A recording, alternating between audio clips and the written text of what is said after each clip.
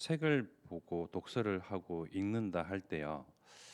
어, 보통은 또 사람마다 다르겠지만 이렇게 처음부터 끝까지 시간을 쪼개고 잠깐의 여유 동안에 이제 책을 보면 그냥 읽었다 하는데 의의를 두고 한 권, 그냥 눈으로 보았다 끝까지 보았다, 지속했다 라는데 의의를 두고 두 권 이렇게 읽는 사람도 있을 것이고요.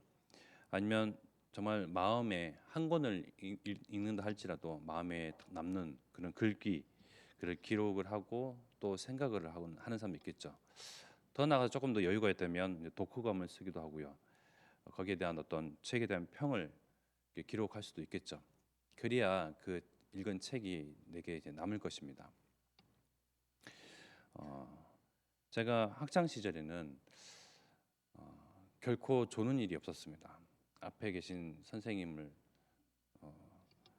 이렇게 뚫어져라 눈을 마주치면서 이렇게 있는데 생각은 다른 데가 있어요. 자세는 좋았습니다. 근데 마음은 콩밭에 있기 때문에요. 전혀 뭐 이렇게 공부를 잘한다거나 성적이 훌륭하다거나 그러진 않았었습니다. 자세만 좋았습니다. 뭐 앞에 계신 선생님이 강의를 하시는데 어찌 학생이 졸고 하품하고 자세를 비꼬고 할 수 있겠습니까? 어, 책을 읽거나 공부를 하거나 어떤 마음가짐으로 임하느냐, 내가 마음에 그런 것들이 배우고 받은 것들이 남기도 하겠죠. 또는 남지도 전혀 남지 않기도 합니다. 왜 이런 말씀을 드린 거 하니 이번 주부터 저희 중고등부에서 이제 복음의 흐름 첫 번째 이렇게 말씀을 이제 묵상하고 암송하는 그런 과제를 냈거든요. 그래서 이제 그게 쌓이면 이제 연말에 가서 이제 퀴즈 대회도 하고 해보자 했습니다. 그래서 여러분들 한번 펼쳐 보시겠습니까? 창세기 3장 15절. 우리가 너무나 잘 알고 있는 말씀인데요. 창세기 3장 15절부터 시작을 해서 이제 한 절 한 절 이렇게 말씀을 암송을 하고 이제 묵상을 이제 할 텐데 과연 이런 암송했던 말씀들이 내게 어떻게 남아 있고 어떻게 자리 잡고 있는가? 과연 올바른 묵상을 하고 있었나? 그런 것을 좀 이렇게 체크해 보려고 하는데요.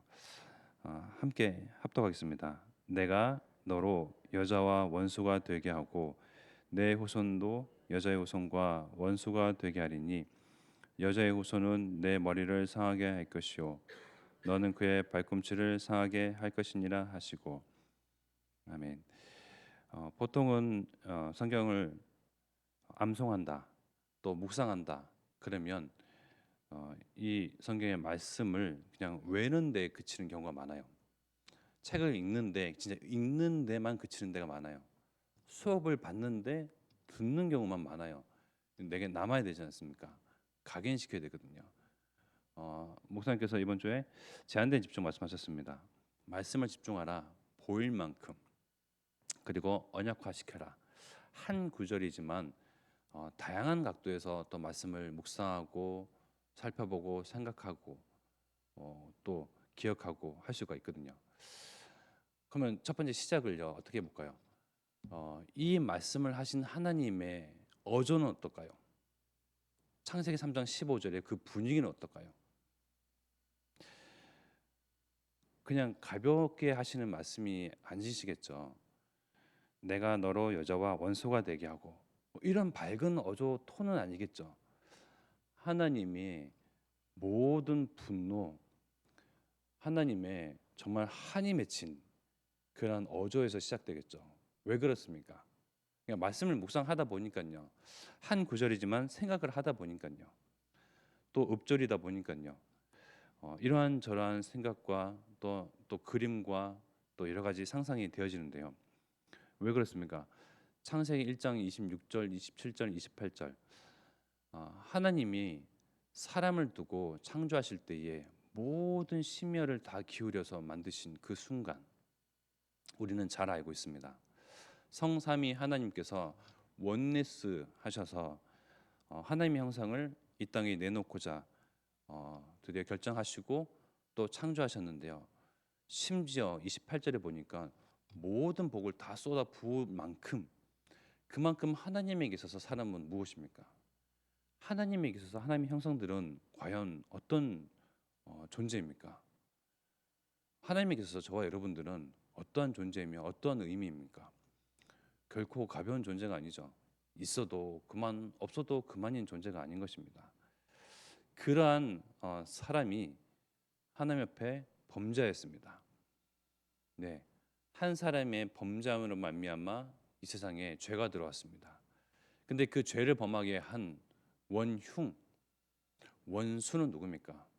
사단, 마귀, 귀신, 바로 뱀 아니겠습니까? 그 뱀에게 하나님께서 언약하시고 사람에게 언약하시고 또 말씀하신 그 창세기 3장 15절, 정말 온 천지가 떨리고 진동하는 하나님의 분노가 정말 발하게 되어지는 그 순간이었겠죠. 내가 너로 여자와 원수가 되게 하고, 여기서 말하는 내가 누구이며 너로는 누구입니까?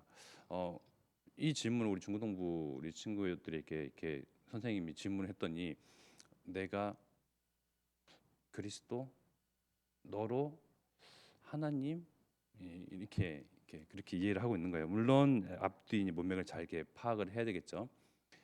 하나님께서 내가 너로 사단에게 뱀에게 하시는 말씀입니다. 내가 너로 여자와 원수가 되게 하고 내 후손도 여자의 후손과 원수가 되게 하리니. 네, 그러면 여기서 말하는 내 후손은 누굽니까? 뱀에게 내 후손도 여자의 후손과 원수가 되게 하리니. 사단이 아이를 낳고 귀신 또 마귀 사단의 그 후손들을 낳을 수가 있습니까?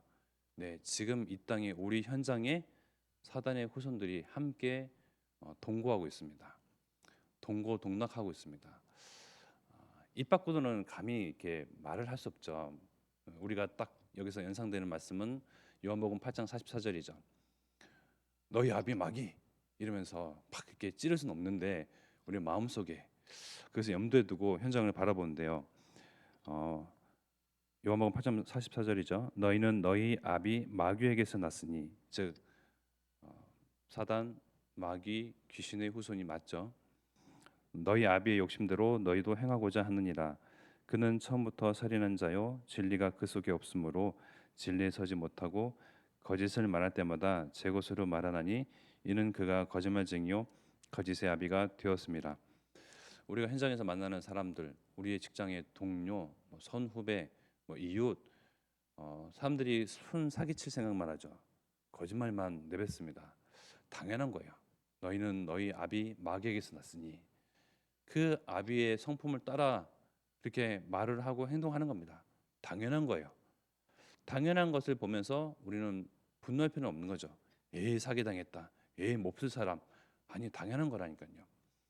그러면 그 당연한 사람들에게, 당연한 행동을 하고 말을 하는 사람들에게 필요한 것이 무엇입니까?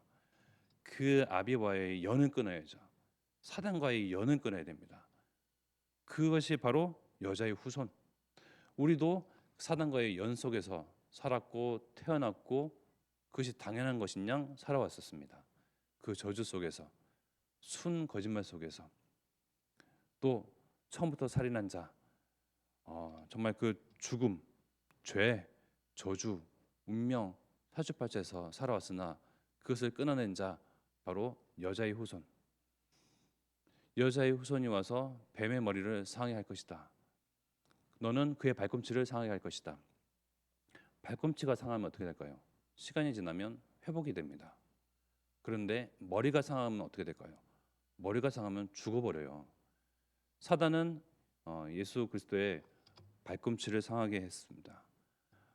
그러나 예수 그리스도는 3년 만에 다시금 부활하셨습니다. 그 영광을 다시금 회복하셨습니다. 능력을 다시금 드러내셨습니다.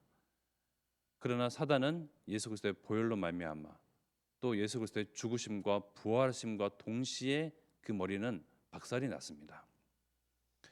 그 말씀이요, 그 의미죠. 이렇듯 이런 말씀 한 구절이지만요, 여러 갈래로 하나님의 말씀이 연결이 됩니다. 그죠? 여러 구절로요 막 펼쳐집니다. 한 구절의 묵상을 통해서요 하나님이 내 안에서 확장되어 갑니다.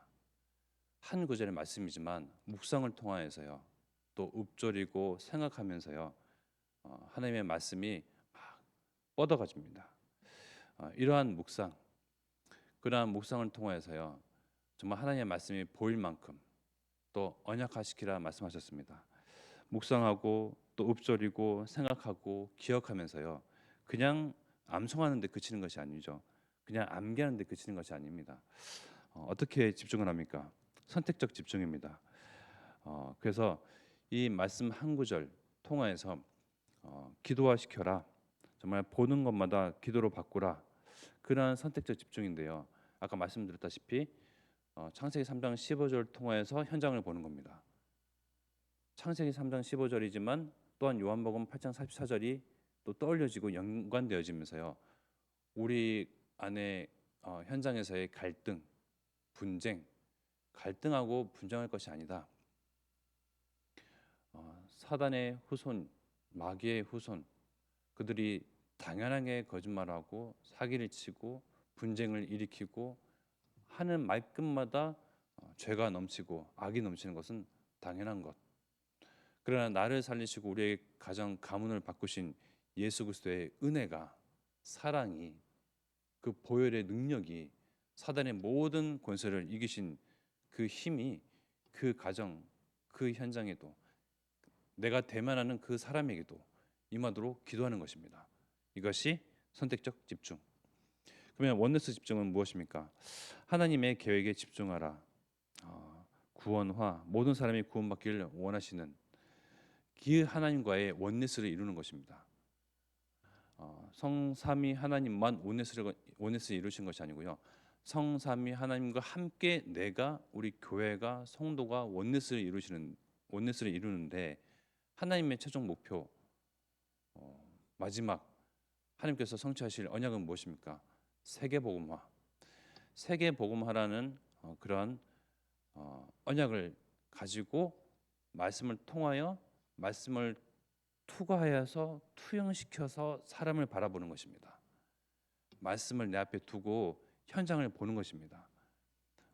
이 현장, 당연한 현장, 죄와 악이 넘치는 현장, 저주와 거짓이 난무하는 현장, 정말 사단의 밥이 된 현장, 권세가 꺾이고 무너졌으나 여전히 사단의 후손으로 마귀의 자녀, 너희는 너희 아비 마귀에게서 났으니, 그 마귀의 후손으로 입 밖에 꺼낼 수는 없지만 우리가 생각을 하는 겁니다. 그러한 현장들과 사람과 만남 속에 필요한 것이 하나님의 마음은 무엇일까? 창세기 3장 15절 여자의 후손, 뱀의 머리를 상하게 하신 여자의 후손, 마귀의 일을 멸하러 오신 여자의 후손, 운명과 사주팔자에서 끊어내시고 자유케 하시며 또 생명 주신 해방시킨 여자의 후손, 나를 살리신 여자의 후손이 그들에게도 이렇게 한 구절을 이렇게 묵상하다 보면요, 다양한 각도에서 말씀이 떠올려지고 연관이 되어지고요, 또 현장을 보게 되고요, 또 하나님을 더욱더 내 안에 더 펼쳐지게 되고 확장되어지고, 그렇듯 이러한 묵상을 통해서 나를 살리며 현장을 살립니다. 묵상을 통해서 복음의 깊이, 넓이, 길이 깊어지는 것입니다. 그래서 하나님과 더욱더 친밀해지고 친해지는 그런 관계, 말씀의 묵상. 그래서 이번 주 계속 목사님께서 말씀하셨지만 제한된 집중, 선택된 집중, 원리스 집중, 하나님 말씀에 집중을 하라 말씀하셨는데요. 멈추는 시간이 필요합니다. 계속 흘러가기 때문에요. 무엇이요? 바쁜 일정과 사정과 환경이 흘러가기 때문에 잠깐 멈추는 시간이 필요해요. 말씀 앞에 나를 멈추시고요, 한 구절의 말씀을 통해서 여러 각도로 또 보면서 하나님이 내게 주신 지혜, 그래서 충만하며 또 세상과 현장, 사람을 살리는 전도자 되시기를 축원드리겠습니다. 지금 우리 합심하여 기도하겠습니다. 하나님, 우리 삶을 통해서 하나님의 영광을 나타내실 터인데 온전히 그것이 드러나게 하시고 하나님이 없다 말하고 하나님의 이름에 수치를 당하는 이 시대 속에서 우리 교회, 우리 가정, 우리 가문 또 우리 렘넌트 통해서 하나님의 살아계심, 하나님의 영광, 하나님의 능력 주신 그리스도의 그 가치 그것이 드러나게 하옵소서. 이제 합심하여 기도드리겠습니다.